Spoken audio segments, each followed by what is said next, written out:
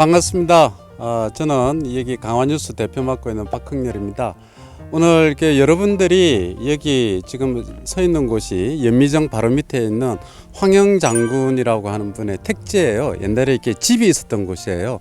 황영장군이라고 하는 분이 집이 있었던 곳이었는데 여기에서 강화의 평화의 문제, 왜 강화에서는 이 평화를 중요하게 생각할 수밖에 없는가라고 하는 것을 오늘 여러분들하고 몇 군데를 돌아다니면서 같이 보기도 하고 선생님 설명도 드리고, 그리고 여러분들이 질문을 하면 그 질문을 갖고 서로 이렇게 이야기해보는 그런 시간들을 가질 겁니다. 지금 여러분들이 서 있는 이곳이 월곶 포구예요. 포구. 옛날에는 포구였었어요. 그 배들이 많이 여기에 이렇게 정박을 하고 여기에서 물건을 싣고 다른 곳으로 이렇게 이동을 하던 포구였고요. 여기에서 배를 타면 서울까지 가는데, 배를 타고 서울까지 가는데 한 2시간이면 갈 수가 있었어요. 지금도 우리 강화에서 자동차를 타고 서울을 가기 위해서는 1시간에서 2시간 정도 거리가 걸리는데, 그때만 하더라도 배를 타면은 서울까지, 서울 마포까지 한강을 따라서 올라가게 되면 2시간이면 왔다 갔다 할 수가 있었던 거예요. 그 정도로 서울로 가기가 편했던 것이 바로 강화였고, 강화에서 출발하는 사람들이 대부분 이 월곶 포구에서 배를 타고 서울로 갔던 거예요. 그래서 지금은 집들이 많이 없죠. 뒤에 이제 돌아다 보면 대부분 다 이렇게 논이고 집들이 이제 덤성덤성 있는데, 사실은 바로 이곳이 고려시대 때부터 해서 우리가 한국 전쟁이 일어나는 1950년대까지 강화에서 가장 사람들이 많이 살았던 곳 중에 하나예요. 자, 혹시 이야기 듣는 과정에서 무슨 질문이나 궁금한 점 있으면 하시고, 질문은 이런 질문하면 창피하지 않을까라고 생각할 수도 있겠는데 절대 그럴 필요 없어요. 질문하는 사람이 어쨌든 최고니까. 그러니까 어떤 질문이더라도 여러분들이 해주면 좋을 것 같아요. 자, 안쪽으로 들어가요. 지금 여러분들이 앉아 있는 곳이 연미정이라고 하는 정자예요. 연미정. 제비연자 해서 제비꼬리, 밑자는 꼬리 밑자, 한문인데 제비꼬리라고 해서 연미정이라고 하는 정자예요. 이 연미정이라고 하는 정자가 만들어지게 된 것은 아까 밑에 우리가 황영장군 택지, 그게 잠깐 설명을 했죠. 그 황영장군이 이를테면은 나라를 구한 이순신 장군의 버금가는 아주 명장이었어요. 근데 이분이 이제 벼슬을 그만두고 이게 고향인 여기 강화로 낙향을 하니 임금이 이분이 이렇게 굉장히 이렇게 나라를 위해서 애를 썼다고 해서 지어준 정자가 바로 연미정이라고 하는 정자예요. 그리고 이제 그 앞을 바라보게 되면 저기가 어디? 북한의 어디? 개풍군이라고 하는 곳이에요. 개풍군.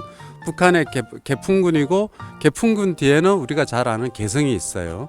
저 앞에 있는 섬이 유도라고 하는 섬이에요. 유도.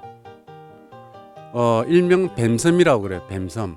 그 뱀이 굉장히 많이 나온다고 해서 뱀섬인데, 저기에는 사람들이 들어갈 수 있을까요? 없을까요? 없어요. 네, 들어갈 수 없어요. 이유가 뭘까요? 뱀이 너무 많아서. 아니, 땡. 저기는 이제 설명을 하게 될 텐데, 저기는 한강하고 중립수역이라고 하는 곳이에요. 파주시부터 시작해서 여기 강화도, 서도면, 보름도까지를 한강하고 중립수역이라고 이야기를 해요. 원래는 원래는 민간인들의 한해서는 들어갈 수가 있고 군인들은 들어갈 수가 없게 되어져 있어요. 왜? 군인들이 총 들고 강에 들어가게 되면 혹시 북한군하고 우발적으로 총격이 일어나면은 안 되잖아요. 그래서 그걸 못 들어가게 막았는데 군인들은 들어갈 수가 없고 대신에 총을 가지지 않은 무기를 가지지 않은 민간인들은 들어갈 수가 있게 만든 것이 바로 이 한강하고 중립수역이었어요. 근데 우리가 이렇게 남북 분단 현실 때문에 민간인들이 들어갈 수가 있다? 들어가지를 못하는 거죠. 옛날에는 여기에서 배를 타면 개풍군까지 뱃길로 얼마나 걸렸을 것 같아요? 20분. 그때는 통통배가 아니었죠. 통통배가 아니라 전부 다 돛담배였었어요. 돛담배. 그래서 여기 지금 한강하구 이쪽은 그 바람을 받아서 서울까지 올라가기가 굉장히 편했던 곳이었죠. 그래서 여기에서 월곶 포구에서 저 건너편에 있는 개풍을 왔다 갔다 하는 배가 돛담배로 왔다 갔다 하는데 물론 노를 젓기도 하죠. 하는데 한 20분이면 왔다 갔다 이렇게 했다라고 이야기. 지금은 여기가 굉장히 넓어 보이는데 나중에 고려천도공원 가서 보게 되면 거기는 폭이 좁아요. 그래서 그렇게 왔다 갔다 했던 그런 곳입니다. 저기 여기 넘어가지고 북한으로 간 사람이 있나요? 이번에 여러분 뉴스에서 봤는지 모르겠지만은 북한에서 탈북했다가 다시 북한으로 넘어간 사람 뉴스 보셨죠? 들었죠? 그 사람이 바로 여기 연미정 밑에 아까 전에 있는 거기 배수구를 통해서 북한으로 간 거예요. 헤엄쳐서. 어떻게 갔는가 하면은 밤에 저 아까 전에 설명했던 유도 쪽으로 갔다가 유도에서 다시 그 헤엄을 쳐서 저쪽으로 북한으로 넘어간 거죠. 개풍으로. 또 다른 질문 있나요? 여기 성벽에 구멍 뚫려 있는 거랑 여기 밑에 뚫려 있는 거는 왜 뚫려 있는 거예요? 지금 여기 돌이 이렇게 뚫려 있잖아요. 밑에 뚫려 있는 것은 좀 크게 구멍이 들어가 있죠. 이거는 포대예요, 포대. 대포를 쏘는 포고. 예, 천자총통, 현자총통, 그런 대포 이름이 그래요. 그런 것들을 갖다 밑에다 놓고 이렇게 들어오는 적들에 향해서 사격하는 곳이고요. 그 다음에 위에 성벽 가운데 뚫려 있는 것, 저거는 총안이라고 그래요. 총안. 총을 쏘는 거죠. 그런데 지금 가서 보게 되면 총안을 잘 살펴보면 이게 위로 가는 게 있고 그 다음에 옆으로 기울어져 있는 거 바탕이 그래요. 저기에는 활을 넣고 활이나 총을 갖다 이렇게 놓고 들어오는 적을 향해서 사격을 하는 그런 곳이었어요. 그 다음에 이렇게 지금 옆에 이렇게 쭉 갈라져 있는 이제 저걸 열하고 이야기들을 해요. 그 다음에 그 위에 덮여 있는 덮개석을 갖다 여장이라고 이야기를 하는데 저기를 통해서 기름을 붓거나 아니면 돌을 갖다 이렇게 던지거나 그랬던 곳이에요. 그러니까 이 돈대, 월곶 돈대의 성벽처럼 둘러싸여 있는 것은 적으로부터 이곳을 방어하기 위해서 군인들이 경계하고 또는 군인들이 전투를 갖다 이렇게 하던 그런 곳이었다 생각을 합니다. 또 다른 질문? 저 건너편 북한에 대해서 뭐 혹시 궁금한 점 없나요? 북한 빨간 이 리본이랑 빨간 스카프. 안 낀 사람의 차이가 뭔가요? 이게 북한의 아이들이 이렇게 빨간 색깔의 스카프를 매는 것은 소년적위대라고 하는 학교에서 우리나라로 지금 다물단 들어봤나? 다물단? 하여튼 학생들 그렇게 굉장히 규모가 큰 동아리들이 있어요. 그거하고 비슷한 것이라 생각을 합니다. 자, 그러면 이렇게 더 질문은 없으면은 우리 이 정도로 하고 좀 자리 옮겨서 또 이야기를 해볼까? 네. 예, 알겠습니다. 지금 여러분들이 앉아 있는 곳이 고려고종 사적비라고 하는 곳이에요. 여기가 이름이 뭐라고 그랬죠? 아니 고려고종 사적비가 아니라 이 공원 이름이 뭐라고 그랬죠? 고려천도 공원. 무슨 뜻이에요? 고려라고 하는 이름은 알죠? 천도는 뭔가 옮길 천자, 한문이에요. 옮길 천자에다가 도는 도읍도.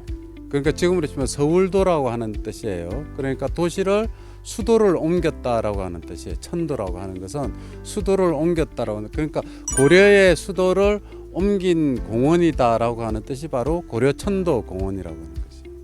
고려고종이라고 하는 임금 때 바로 개성에서부터 이 강화로 수도를 옮긴 것이죠. 왜 옮겼을까요, 수도를? 그렇죠. 몽골군이 침을 했기 때문이죠. 몽골군이 고려고종 임금 전부터 우리 그 고려를 굉장히 많이 괴롭혔었어요. 몇 차례에 걸쳐서 이렇게 쳐들어오기도 하고, 한번 쳐들어오게 되면은 우리 그 한반도 전체를 갖다가 이렇게 그야말로 짓밟았던 몽골 군대였는데, 이 몽골군의 침략이 심해지니까 어쩔 수 없이 고려가 수도를 개성으로부터 강화로 이렇게 옮길 수밖에 없었던 것이었죠. 바로 이곳이 지금은 고려 천도 공원이지만 옛날 이름으로 하면은 승천포라고 그래요. 승천포. 하늘로 날아오를 승자에다가 그다음에 하늘 천자. 그러니까 임금이 도착한 곳이다라고 해서 승천포라고 이야기들을 해요. 그 전에는 여기를 다 제포라고 불렀어요. 제포, 제물포 하듯이 제포라고 이렇게 하는 그런 곳을, 그런 지명으로 승천포라고 하는 지명으로 불렸던 곳이에요. 사람이 많이 살다 보니까 아까 전에 잠깐 설명을 했지만 한국 전쟁 때 어떻게 했어요? 북한에서는 강화를 내려오려고 그러고, 강화에 있는 사람은 북한 사람을 막으려고 그러다 보니까 당연히 총격전이 일어나게 되죠. 그래서 여기에서 이 앞에 보이는 철조망이 있는 이쪽에서 남한과 북한이 많이 이렇게 싸우기도 하고 총격전을 벌였던 그런 곳이고, 북한에서 밤에 몰래 이쪽 남한 쪽으로 탈출을 하려다가 전복되어서 배가 이렇게 넘어져서 강에 빠져 죽은 사람들도 많았다라고 하는 그런 것이에요. 여러분들이 생각하기에 지금 이 철조망들 있잖아요. 이 철조망들이 언제 쳐졌을까요? 한국 전쟁? 6.25 전쟁 끝나고 또 고려시대? 아니지. 이 철조망이 쳐진 것은 저 맨 바깥쪽에 있는 철조망이 쳐진 게 2000년대에 들어와서 쳐진 거예요. 그전에는 저런 철조망이 없었어요. 그 다음에 맨 안쪽에 있는 철조망은 작년에 만든 거예요. 질문. 2000년대에 철조망 한번 세웠는데 작년에 왜 또 세웠어요? 그러니까 그 이유를 선생님도 잘 이해를 못하죠. 그러니까 여기가 철조망이 보게 되면 삼중으로 철조망이 쳐져 있는데 왜 철조망을 다시 만들었을까라고 하는 부분들은 아무도 상식적으로 잘 이해를 못해요. 지금부터 12년 뒤가 되면 여기는 이 철조망은 12년 뒤에도 이 모습일까? 네? 선생님은 그렇게 생각을 하네. 적어도 남한과 북한이 지금처럼 서로 총뿌리를 겨누고 철조망으로 서로를 단절하는 이런 부분들은 사라질 거다라고 생각하는 게 선생님의 생각이고, 그리고 이 철조망과 남한과 북한이 서로 갈라져 산 지가 몇 년일 것 같아요? 70년. 1953년 7월 27일부터 치면은 68년이고, 1950년 한국 전쟁이 있었던 데부터 치면은 70년이요. 그러니까 올해가 2020년이니까 70년 딱 되는 거예요. 그래서 앞으로 이런 상황이 전 세계에서 남한과 북한처럼 분단되어져 있는 나라가 있다 없다? 없다. 전 세계에서 우리나라가 유일하다.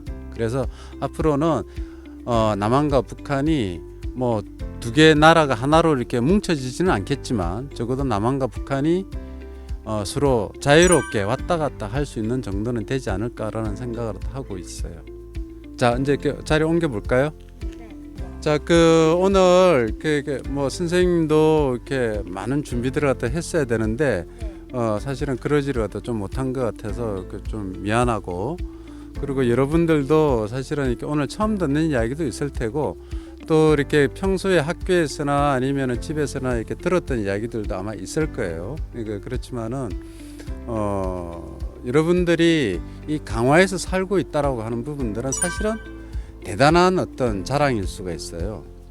앞으로 통일이 언제 될까? 남한과 북한이 서로 이렇게 사이좋게 왔다 갔다 하게 지낼 수 있는 시간이 올까라고 의문을 가질 수 있지만, 선생님이 생각하기에는 10년도 채 안 남았어요. 아마 몇 년 사이에 남한하고 북한은 분명히 사이가 좋아지고 우리가 생각하는 것 이상으로 많이 서로 왔다 갔다 하게 될 거예요. 그렇게 되어지게 되면 이 강화는 우리나라 전국에서 한반도 전체에서 가장 북한하고 많은 일들을 갖다가 할 수 있는 그런 곳이에요. 그래서 어떤 분은 이런 이야기를 해요. 평화라고 하는 것을 너무 어렵게 생각하지 말자. 평화가 밥이다. 평화로워야만이 우리가 잘 살 수 있고 평화로워야만이 우리 일자리라든지 이런 것들이 많이 늘어날 수 있다라고 이야기들을 다 하고 있거든요. 그렇기 때문에 오늘을 기회로 해서 여러분들이 강화에서 평화를 갖다 이루는 것이 어떤 의미가 있을까라고 하는 부분들을 좀 고민하고 생각해보는 그런 시간들이 되면 참 좋겠다 생각을 합니다. 어쨌든 뭐 재미없는 이야기였지만 끝까지 들어줘서 고맙고 함께 참여해줘서 정말 고맙다는 이야기를 드립니다. 수고했습니다. 네. 북한하고 우리나라하고 되게 가깝다고 생각은 하고 있었지만은 지금 오늘 이렇게 처음 이렇게 알아가가지고 되게 좋았어요. 이 철조망이 쳐져 있는데 그 밖에는 강이 있으니까 멀다는 느낌이 한 번 더 든 것 같아요. 여기서 살면서 잘 모르던 것도 오늘 알게 되고 북한은 우리랑 다르다고 생각하고 옛날에도 교류가 없었을 거라고 생각했는데 들어보니까 옛날에도 교류가 있다고 하니까 신기하기도 했어요. 만약에 북한과 통일하면 이제 러시아랑 같이 가까워지잖아요. 그 러시아랑 왔다 갔다 갈 수도 있고 만약에 북한이랑 만나면 북한의 이제 원조어 그 사투리 있잖아요. 그걸 좀 배우고 싶기도 하고 북한에 대한 것들 좀 배우고 싶기도 하고 역사 같은 거 우리랑 많이 다르니까 70년 동안 많이 떨어졌으니까 북한에 대한 걸 많이 알고 싶어요.